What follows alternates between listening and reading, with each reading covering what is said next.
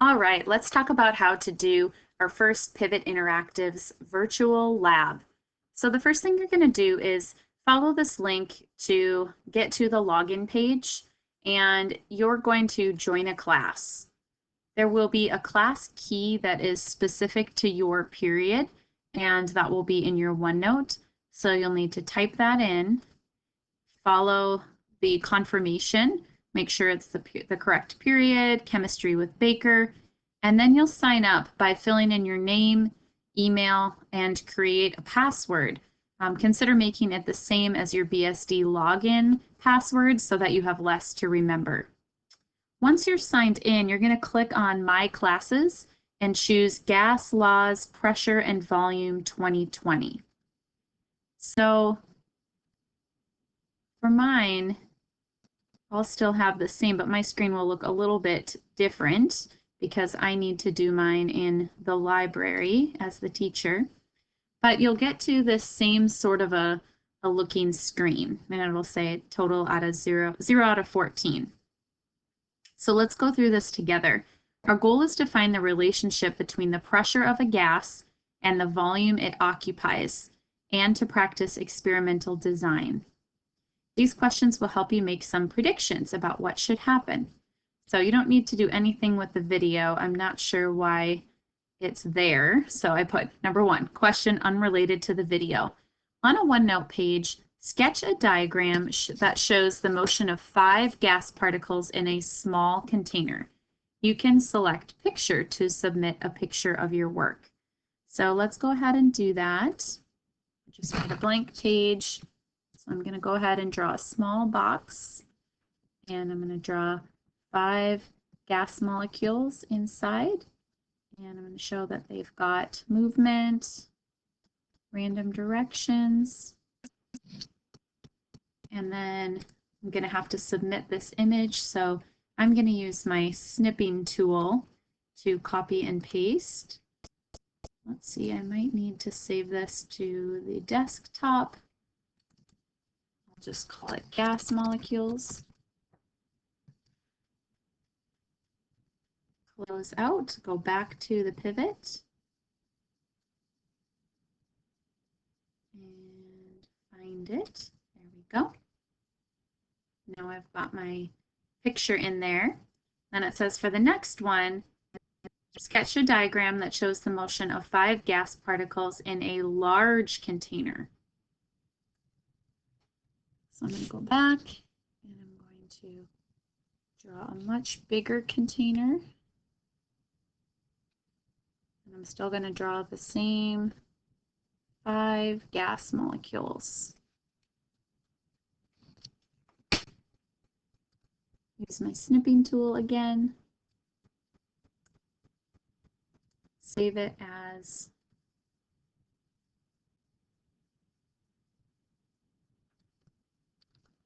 gas molecules 2. Can't type. And I'm going to submit this one.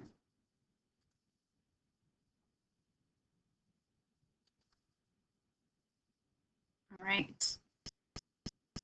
Should a gas have a higher pressure when it is in a small container or a large one? Give your answer as the CER, claim, evidence, reasoning.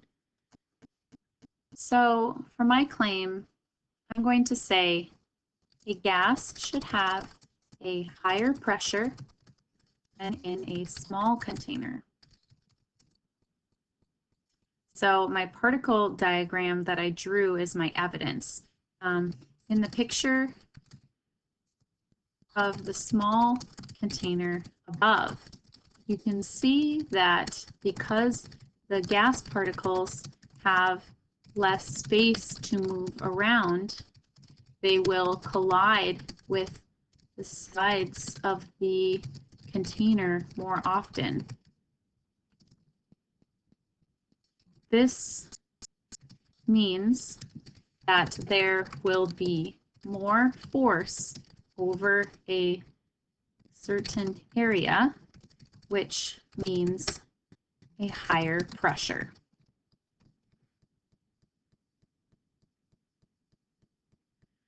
Now Now let's think about a balloon. We know the gas particles inside of the balloon are bumping against the sides.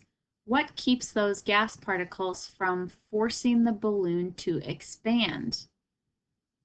It says, remember, you can click picture to add a picture. That might be kind of nice. I'm going to go back to my handy dandy OneNote page here. Here's my balloon, and there are gas particles inside colliding with the walls. But the reason why they're not expanding the balloon is because there are also gas particles outside the balloon that are pushing back with equal and opposite force overall. So I'm going to call this balloon sketch so that I can add this into my lab.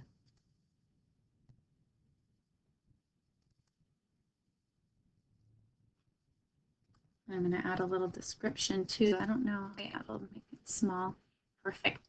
So gas particles outside the balloon are colliding to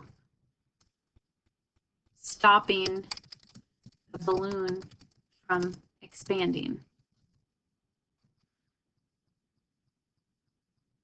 If you blow up a balloon, then put it in a room with lower pressure, what should happen to the volume of the balloon?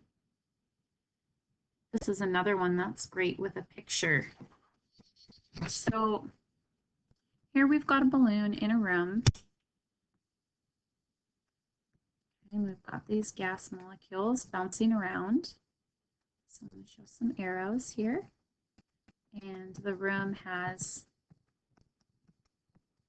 fairly high pressure. So all these gas particles are, of course, moving. Some are hitting the outside of the balloon, some are just kind of moving around. If all of a sudden we move this to an area where there's less particles outside, so there's going to be less collisions outside, the balloon is going to be able to expand. There's less holding it back from expansion. So there's only like maybe 3 outside now. So one might be going that way, maybe one's still colliding, but in that lower pressure, the balloon can expand. I do like pictures, so we're going to call this one balloon expands under lower pressure. And it's lower pressure outside.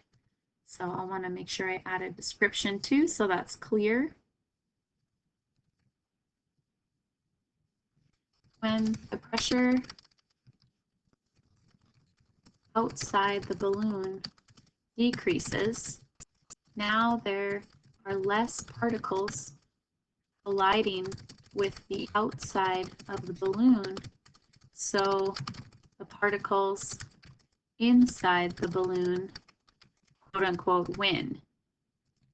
They can push out more easily and expand.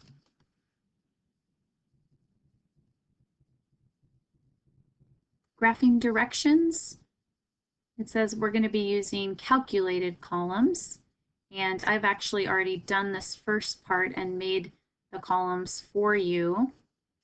So I'm going to kind of skip down through this. I'll show you how to do the formulas and how to use the measuring tool in my video. So let's collect some data. So we're going to need to play the video. And if you haven't watched this yet, let's just watch it all the way through. What just happened was they dipped this cap of a bottle into some soapy bubble solution. And then what they've done is they've placed a glass jar over the top that seals with this base.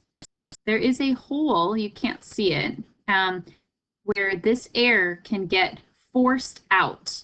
So basically, if you were stuck inside this jar trying to breathe, well, imagine you could breathe for a little bit. Well, when they suck the air pressure out, basically what's going to happen is you're not going to have air molecules to breathe in. So they're lowering the pressure inside this bell jar system. All right, so let's just watch what happens. They turn on the bell jar. The pressure right here all around the bubble is decreasing. And you can see they're showing that with their measuring device. So now the particles that were inside the cap are like, woo, we can push out now because there's nothing holding them back. So just to reiterate, at the beginning of this, let's reset. This little cap already has gas particles right here inside. And then there's this little film, and then there's gas particles outside. So at first they're equal and opposite. There's nothing happening to this soap film because the particles inside are colliding with it and the particles outside. But as you remove the particles outside, now it can expand.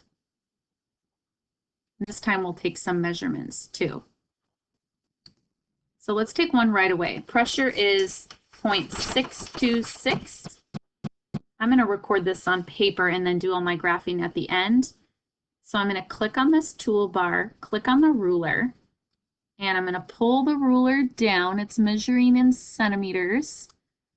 And it looks like it's about 2.6 centimeters. Right? And then let's go to another pressure. Okay, let's go to point. So I'm trying to measure the widest part here. So the next pressure is 0.347, and it is at how many centimeters? About 3.15 centimeters. Do your best with measuring, but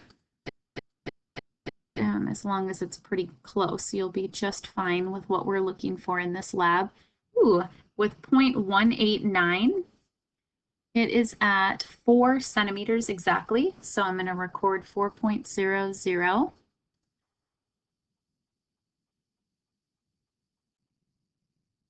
And we want a total of 5 data points. So I'm going to let this go for a little bit longer. So when the pressure is 0.083, now it's 5.50 centimeters. And let's go almost until it pops so we kind of get it at its max here. Oops, a little bit too far, so I'm going to back it up and get it right here. So at 0.037 atm, again, that's the pressure inside that little glass world. 7.568, 7.80. Don't strain your eyes while you're trying to measure. Okay, so now we've got to enter in some data. So when the pressure was 0.626, I measured a diameter of 2.60 centimeters. So how do we get radius from centimeters? We need a formula. It's diameter divided by 2. Hit submit. All right, and then let's get our volume. We need a formula for that. The volume of a sphere is 4/3 times pi, which we can just use 3.14 here, times the radius cubed. So r to the power of 3. Now what's nice is it's just going to fill all of that in for us from now on. When the pressure was 0.347, I measured 3.15. When the pressure was 0.189, I measured the diameter to be 4 centimeters. When the pressure was 0.083, I measured a diameter of 5.5. And when the pressure was 0.037, I measured a diameter of 7.80. All right, so as the pressure goes down, the volume went up. So let's graph this now. The variable that you manipulate goes on the x-axis. We were changing the pressure, and the responding variable is what we were measuring. We were measuring the volume, also the diameter, but ultimately we're interested in this volume. So now we can see our graph here. Wow, it's a curve. As pressure went lower, the volume went higher. So let's interpret. Describe the shape of your graph. It was a curve. As the pressure increases, so they're asking us backwards, the volume decreased. And vice versa, right?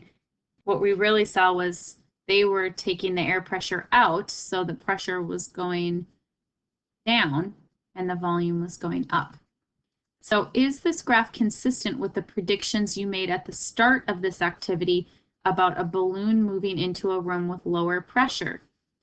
Yes, I predicted that a balloon would expand if it moved into a room with lower pressure, because there would be less particles colliding with the outside of the balloon, allowing